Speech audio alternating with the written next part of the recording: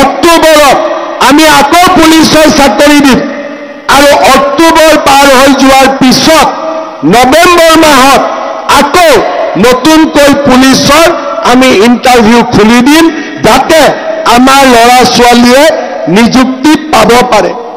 যি ল'ৰা ছোৱালীয়ে চাকৰি নাই পোৱা মনটো বেয়া লাগি থাকে, এইবাৰ আমি ঠিক কৰিছোঁ যে যোনে চাকৰি নাপাব তাক আমি ব্যৱসায় কৰিবৰ কাৰণে 2 লাখ টকাকৈ আমি দিম, যাতে বাৰু নৱেম্বৰ মাহত আকৌ পুলিচৰ চাকৰি ওলাব, গ্ৰেড 3 চাকৰি ওলাব। প্ৰত্যেক বছৰে নিয়মীয়া নিযুক্তি হ'ব। মাত্ৰ ল'ৰা ছোৱালীয়ে পঢ়িলে হ'ল, কাকো টকা পইচা দিব নালাগে। পঢ়াৰ পৰিৱেশ এটা আমি মাত্ৰ নিৰ্মাণ কৰিব লাগে। যিবিলাকে চাকৰি নাপায় ইহঁতৰ কি হ'ব? মই তাৰো চিন্তা কৰিছোঁ। যিবিলাক ল'ৰা ছোৱালীয়ে চাকৰি নাপাব তেওঁলোকক ব্যৱসায় বাণিজ্য কৰিবৰ বাবে মই চৰকাৰৰ পৰা 2 লাখকৈ টকা দিয়াৰ ব্যৱস্থা কৰিম। বেংকৰ পৰা নহয়, চৰকাৰৰ পৰা প্ৰত্যেক সমষ্টিত প্ৰত্যেক বছৰে 1000কৈ ল'ৰা ছোৱালীক আমি 2 লাখকৈ টকা দিয়াৰ ব্যৱস্থা কৰিম। শ্ৰদ্ধাৰ আই মাতৃসকল, চাকৰিৰে 8000 টকাত কাম কৰা ল'ৰা ছোৱালীবিলাকক মই দেউতাক মাকৰ বুকুলৈ আকৌ উভতাই লৈ আহিব পাৰোঁ, তাৰ কাৰণে আজি আমি কাম কৰিছোঁ।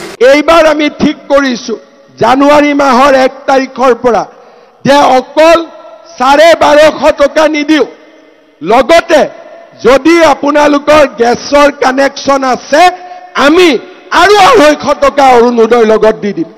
তাৰমানে এটা অৰুণোদয় কিমান হ'ল? 1500 টকা।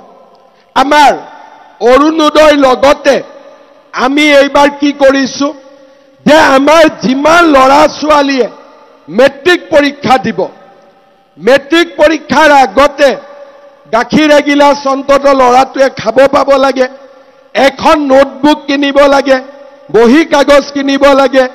যিমান ল'ৰা ছোৱালীয়ে মেট্ৰিক দিব নৱেম্বৰ মাহৰ পৰা মেট্ৰিক নোযোৱালৈকে সব মেট্ৰিক কেণ্ডিডেটক মাহত মই 300 টকা কৰি দি গৈ থাকিম, যাতে আমাৰ ল'ৰা ছোৱালীয়ে মেট্ৰিকৰ কাৰণে ৰেডি হ'ব পাৰে।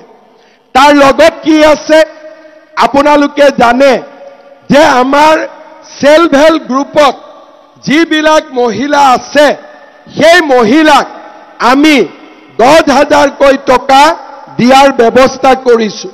অসমৰ সকলো জাগাতে নলবাৰী, জাগিৰোড, ঢেকিয়াজুলিত বহুত বড় মা আৰু বাইদেউ আছে, আপোনালোকে ফোন কৰিলে সুধিলে গম পাব।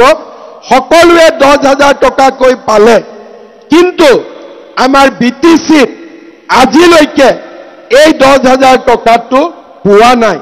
মই আপোনালোকক প্ৰতিশ্ৰুতি দিছোঁ যে সেপ্টেম্বৰত ইলেকশ্যন হৈ যাব, নৱেম্বৰত আত্মসহায়ক গোটৰ মাসকলক মই 10,000 টকাকৈ নিজে আহি আপোনালোকক দি থৈ যাম, নিজে আহি ইয়াতে দি থৈ যাম। শ্ৰদ্ধাৰ ৰাইজ, অসমত 3য় আৰু 4ৰ্থ শ্ৰেণীৰ চাকৰি BTCৰ চাকৰি BTCত দিয়ে আৰু অসম চৰকাৰৰ চাকৰি আমি দিওঁ, পুলিচৰ চাকৰি আমি দিওঁ, ফৰেষ্টৰ চাকৰি BTCয়ে দিয়ে। এতিয়া আপোনালোকে BTCৰ চাকৰি পায় নাপায় মই নাজানো। অসমৰ মই যেতিয়াৰ পৰা মুখ্যমন্ত্ৰী হৈছোঁ আমাৰ চাকৰিৰ এপইণ্টমেণ্ট কোনেও টকা পইচা খাব নোৱাৰে। আমি দুখীয়া ঘৰৰ ল'ৰা ছোৱালীক চৰকাৰী চাকৰি দিয়াৰ ব্যৱস্থা কৰিছোঁ। 1.5 লাখ ল'ৰা ছোৱালীয়ে চাকৰি পালে আৰু এই 1.5 লাখৰ ভিতৰত 10,000 ল'ৰা ছোৱালী খালি BTCৰ পৰাই চৰকাৰী চাকৰি পালে।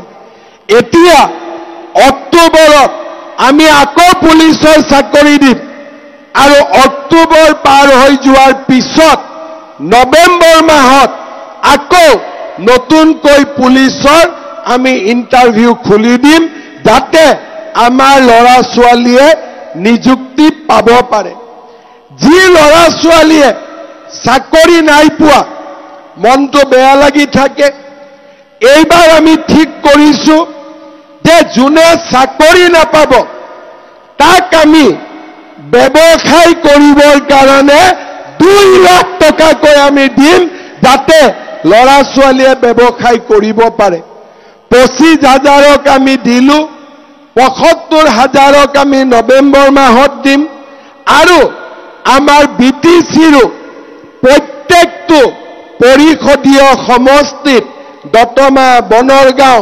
1,000-1,500 ল'ৰা ছোৱালীক আমি 2 লাখকৈ টকা দিয়াৰ আমি ব্যৱস্থা কৰিম আজি ৰাস্তা ঘাট স্কুল কলেজ ইউনিভাৰ্চিটিৰ এডমিশন ফিজৰ পৰা আৰম্ভ কৰি ৰেশন কাৰ্ডত বিনামূলীয়া চাউল কম দামত দালি নিমখ তেল অৰুণোদয় মহিলা উদ্যমিতা